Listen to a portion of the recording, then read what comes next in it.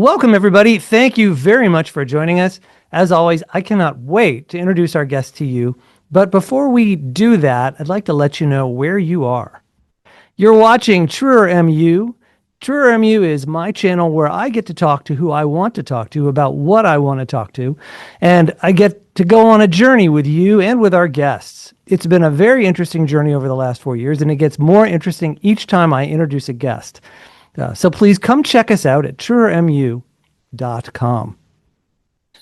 Those of you that subscribe to my Substack probably read the infamous airport story in which I got caught about a month ago in the 479 flight cancellations and was at the airport for 12 hours straight. That is an unmitigated disaster by any account and a miserable experience. However, out of that miserable experience, I did meet our guest and found him so fascinating that I invited him on my show, and he accepted. So I cannot wait to introduce him to you. Let me tell you a little bit about our guest. Play-by-play announcer Duane Walker is widely known as a jack of all trades for the many sports he covers. Duane has appeared on several major networks, including CNN, ESPN, ESPN2, and BET. He hosted his own late-night radio show, Sports Wrap, with Duane Walker on 92.9 The Game in Atlanta. Walker has also been featured regionally and on various sports media streaming platforms such as Fox Sports South, NBC Sports Chicago, Peacock, SUV TV, ESPN Plus, Hockey TV, Flow Hockey TV, and most recently, HBCU Game Day. Duane Walker, welcome to our show. Thank you, Adam. Thank you very much, man. I got to tell you, it's a pleasure to be here. I'm glad we were able to make this happen, and I'm certainly excited to be on the podcast. So thank you very much for the invite. It's such a pleasure to have you, and you are our first sportscaster, so I'm really excited to have it. I am? You are, the very first. Oh, that's amazing. Yeah. Well, I definitely feel honored. Thank you. Sure. Well, let's dive right in. First of all, how does one typically become a sportscaster? Wow. How does one typically become a sportscaster? Well, I would say it would first come from, I would say, a love of sport. And not necessarily all sports, because some people are sports specific where they might like basketball or football or lacrosse or soccer. It just so happens I like all of those sports as well as hockey. So yeah, it just comes from actually having a love of sports. Yeah. Well, how did you become a sportscaster? Wow. How did I become a sportscaster? I got to be honest. I knew it was something that I always wanted to do from a young age. I would definitely say probably like the age of 13. I've always been a big sports fan. I lived in a community where a bunch of the Buffalo Sabres live. So they're an NHL hockey team. So the world famous French Connection, guys like Gilbert Perrault, Rene Robert, and Rick Martin. These guys were like my neighbors because I was a paper boy back at the time. So I had an opportunity to spend like a lot of time with these guys. And that's where I think my love for hockey first existed. But I've always liked all sports, to be honest with you. Football, baseball, basketball, soccer, hockey. Like I said, I participated in them all. Mm-hmm. So did you play them as well? I did, absolutely. I played football at the University of Buffalo and a little basketball as well. Look, I like to joke, I'm so old. When I played basketball, they had JV teams at the collegiate level. So, but yeah, I played at the State University of New York at Buffalo, better known as SUNY Buffalo or the University of Buffalo. Yes. Yeah. And so how did you transition from that into actually did you practice sportscasting when you were a kid? Pretend to be one? No, not really. I would say probably towards the start of my collegiate career. I got the bug initially in high school. As the story goes, I was playing high school basketball at the time. We were playing against one of our rivals, Williamsville North, and we were at home. And the Star Spangled Banner started to play. It was on machine, a cassette recorder. I know I'm dating myself. God, it was something called a cassette recorder. And as a result, even though it was on a cassette recorder, it stopped, right? And because it stopped, I just walked over to the microphone and sang the duration of the national anthem. Wow. And it got like a thunderous applause. And I was like, man, this is really cool. And the broadcasters who were broadcasting the game on International 10 Walt Sears and Frank Smoltz. Those guys commented when I look back at the wow, Duane Walker, one of the players, just kept the ball rolling by singing the national anthem. But I was so intrigued by what they were doing. I was like, man, that would be kind of cool to do. So I think that's really where my love for sports broadcasting started. That's a great story. Well, continue the story. I mean, how did you end up doing it professionally? Because that's quite a leap. Wow, professionally. Well, from high school, as I mentioned, I went to the University of Buffalo, and during the football season, my first couple of years, what I would do is I would play football, and then football kind of ran into basketball just slightly. So after the football season, I would work in the sports information department under a guy named Larry Steele, God bless his soul, God rest his soul. And so I worked in the sports information director. So I would do the public address announcing for women's sports, specifically women's basketball. And so definitely, had a love for that. And so I had a lot going on at the time. So I was very, very active in my collegiate years. Very, very busy. Yeah. And so, but please continue. You transitioned to where you're doing it for a living. So, I mean, that's wow. Well, I got to say, well, here's how the rest of the story. So I was doing that in college, doing the PA announcing for the women's basketball. Then an opportunity, a short stint to do men's basketball, the varsity, while at the same time playing JV. So really, again, just kept my love growing for sports.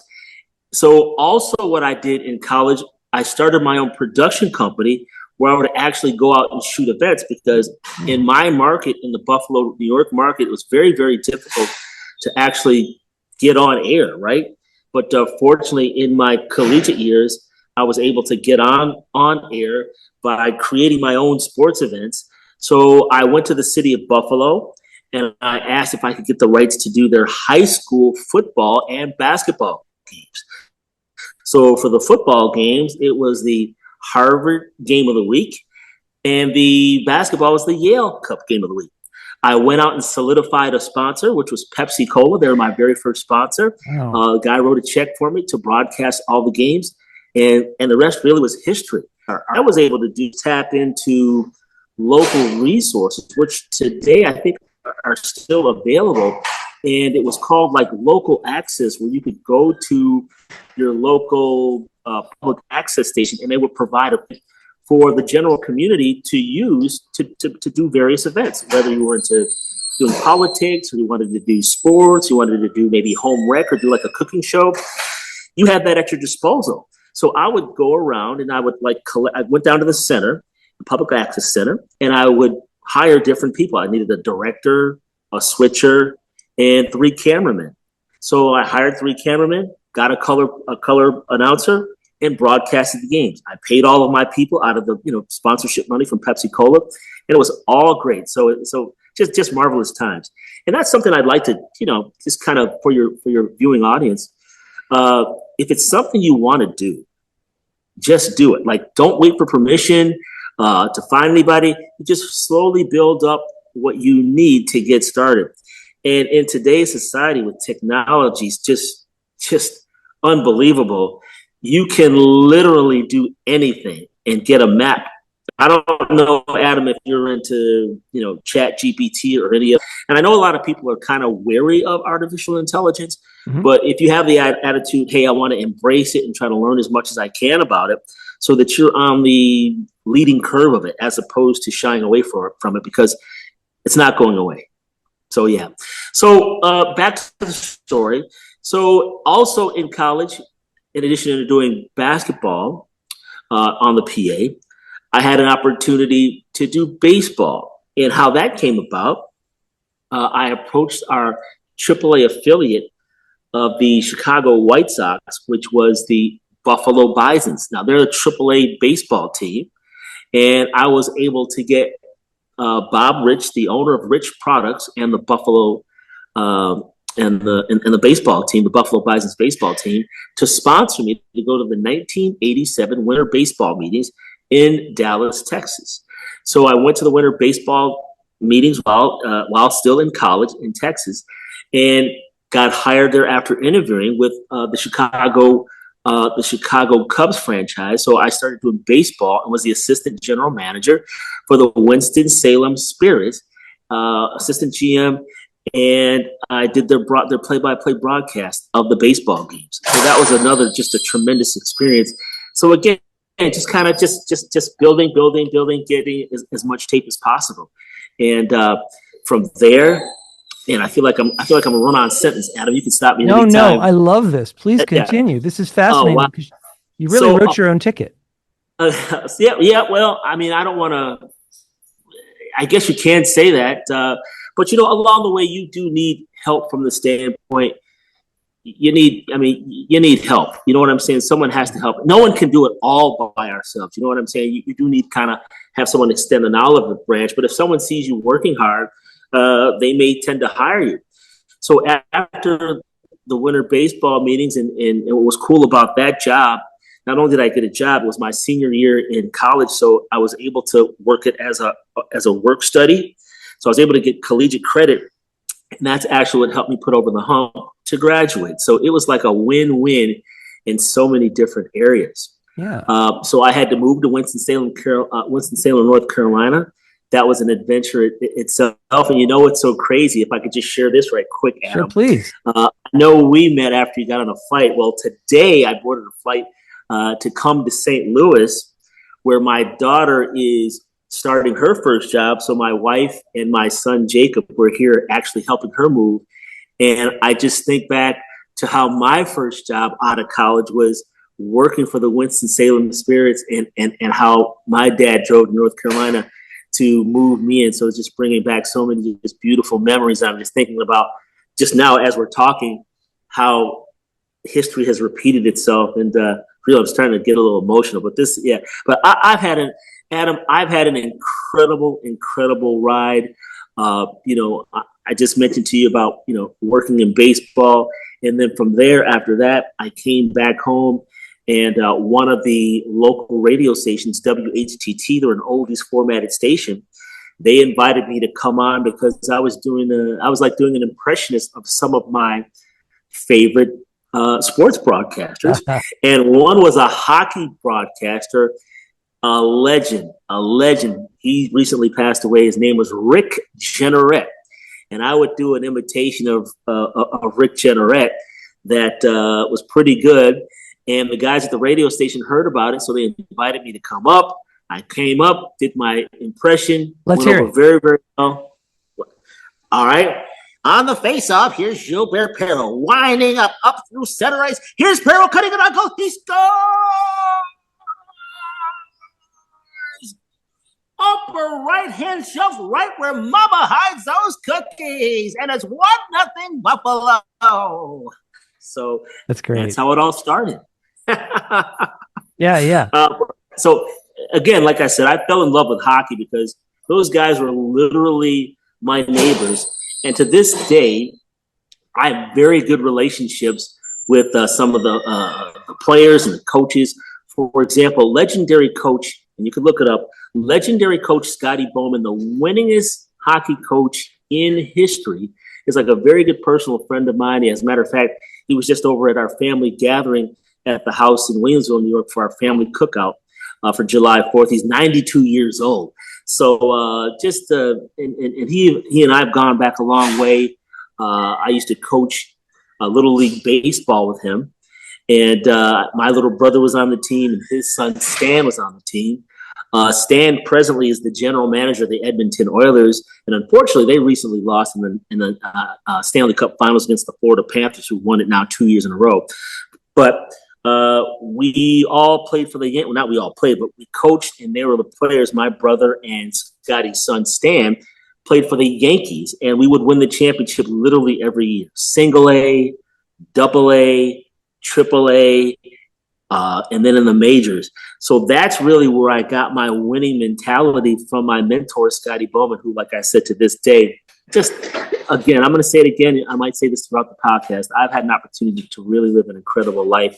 And sports has really opened up the pathway to that, whether it's here in the States or abroad. I've traveled several times overseas covering sporting events.